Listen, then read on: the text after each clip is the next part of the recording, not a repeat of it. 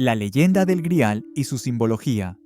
Frente al mundo actual, repleto de técnica y hedonismo, se alza otro mundo de mitos y leyendas, sin duda, hoy en día, superado en ciencia y conocimientos, y tal vez en progreso puramente material, pero desde luego, nunca superado en aventuras y sentimiento. Aquel mundo medieval de antaño poseía tal riqueza de misterios, algunos de ellos aún sin desvelar, que dio lugar a toda una amplísima literatura de inagotable imaginación. Al amparo del magno acontecimiento histórico de las Cruzadas, 1095 b 291, durante 100 o 150 años, la existencia europea se impregnó de una ansia incontenible por sufrir toda clase de penalidades, hambre, piratas, hordas de beduinos, solo con tal de llegar a los lugares donde había vivido Jesucristo. Aquellos lugares estaban además cuajados de las más atrayentes maravillas: elefantes, topacios, perlas, esmeraldas, sedas, espadas de Damasco, alfombras persas y toda suerte de tapices adornados con dragones y grifos, que luego pasarían a los capiteles románicos. Muchos de los individuos que partían como peregrinos, a su regreso escribían relatos de viajes y crónicas, donde junto a las descripciones más fantásticas, exaltaban la elegancia, el honor y la caballerosidad de una civilización oriental, por supuesto, mucho más refinada que la europea, y todo esto será en definitiva lo que hará surgir una ingente literatura romántica caballeresca.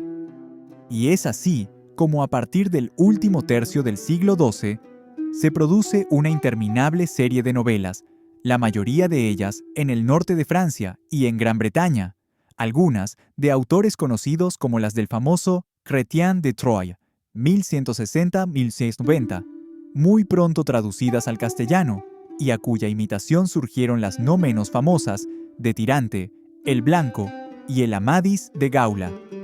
Pero muchas otras novelas, precisamente las que más nos interesan en relación con la leyenda del Santo Grial, son anónimas, como sucede con las que tratan de Perceval y de otros héroes del ciclo del rey Artús y de su corte.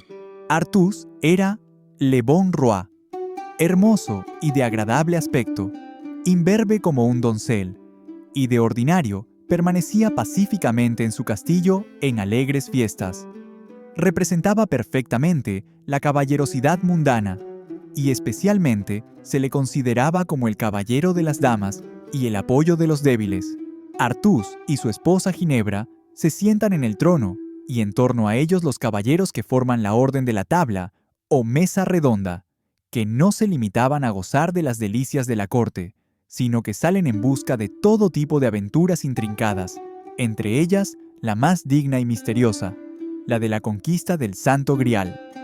En estas novelas se describe con todo realismo y prolijidad las costumbres de la nobleza y, a su vez, la vida aventurera que se desarrolla en los caminos. Lo más importante, sin embargo, son los intentos hechos por el clero para dignificar dichas aventuras, infiltrando de espíritu cristiano toda esta literatura. El intento de mayor envergadura en este sentido fue el realizado por los monjes con la leyenda del Santo Grial, contraponiéndola no solo como modelo frente al culto terrenal del honor caballeresco, sino incluso como ejemplo de maravillosas aventuras que excedían con mucho a todas las presentadas en las novelas del ciclo del rey Artús.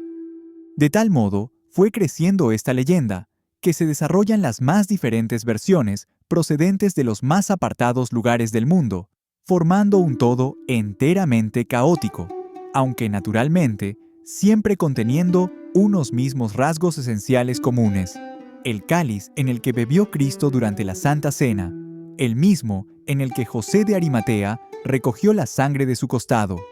Este vaso, o grial, palabra que procede del bajo latín, resplandecía tanto que oscurecía el fulgor de los cirios y poseía un interminable poder.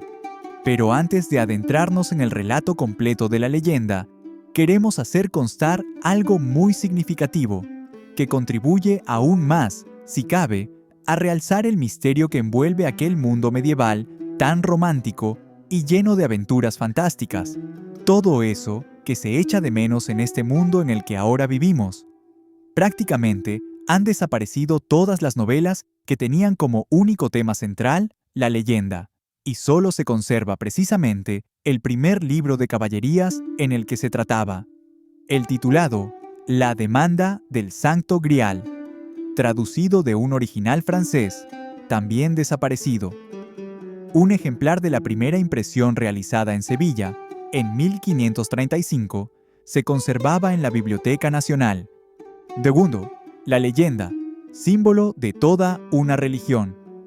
Las intrincadas aventuras caballerescas medievales, surgidas al amparo del fenómeno histórico de las cruzadas, se transforman artísticamente por los poetas a través de las novelas bretonas del siglo XII y a la vez en símbolo de la perfección cristiana por la influencia del clero. Pero a estas narraciones, donde el amor terrenal se une al principio del honor sumamente exacerbado, les falta el espíritu y las virtudes realmente religiosas, y es precisamente con la leyenda del Santo Grial, como, al fin, este espíritu se logra plenamente. La conquista del Grial no es solo una mera aventura más, sino la suma hazaña, pues su búsqueda es como una especie de peregrinación apoteósica, peligrosa y compleja, a cuyo término los caballeros más perfectos y puros, que encarnan todas las virtudes cristianas, son los únicos que triunfan al conseguir la corona de la vida, la gracia eucarística y la comunión en éxtasis con Dios. En realidad, esto es lo que constituye, en definitiva, el ideal de toda la humanidad.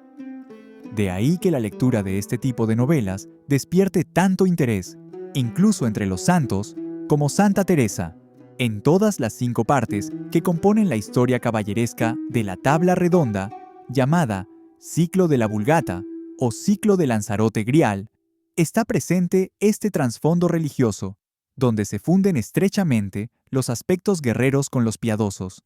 Entre estas 5 partes, Historia del Grial, Merlín, Lanzarote del Lago, la búsqueda del Santo Grial y la muerte del rey Arturo, a nosotros la única que realmente nos interesa es la búsqueda del Santo Grial, porque en ella es donde podemos encontrar la leyenda completa, que tiene sus verdaderas fuentes en el Evangelio de Nicodemo, una invención del siglo IV y que forma parte de los Evangelios apócrifos. La leyenda erige incluso a José de Arimatea como patrón de la caballería y santo patrón de los británicos. Resumámosla ahora lo más clara y brevemente posible. José de Arimatea, amigo de Jesús, obtiene de Pilatos el cuerpo y la copa que Jesucristo había utilizado en la última cena.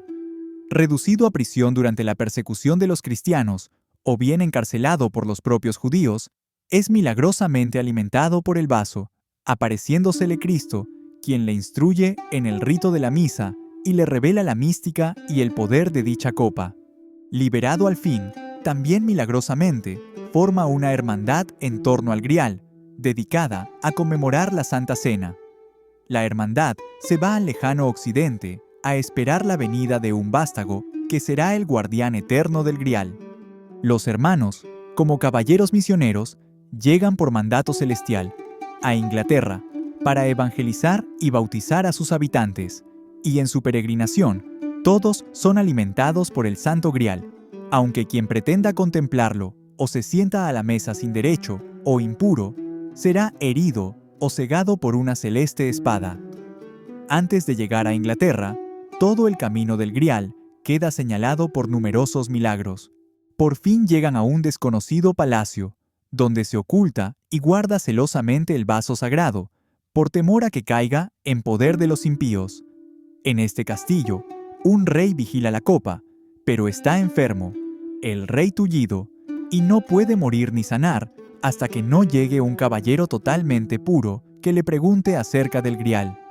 Merlín es el enviado de los infiernos, como una réplica del mismo Cristo, para confundir a los caballeros, y funda la Orden de los Caballeros de la Tabla Redonda, con la finalidad de encontrar el Grial y tal vez destruirlo.